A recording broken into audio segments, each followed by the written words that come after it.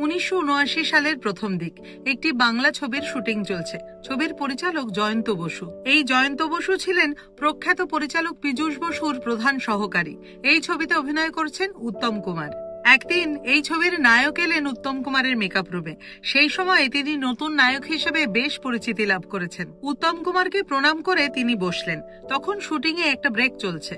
এ কথা সে কথার পর উত্তম কুমার হঠাৎ প্রশ্ন করে বসলেন, হ্যাঁ রে, তুই কি বোম্বে যাওয়ার কথা ভাবছিস নাকি? সেই নায়ক তখন বললেন, না দাদা, আমার সেরকম কোনো চিন্তা ভাবনা নেই। উত্তর শুনে কিছুক্ষণ চুপ করে থেকে মহানায়ক বললেন, যাস না রে, যাস না, ওখানে ওরা তোকে টিকতেই দেবে না।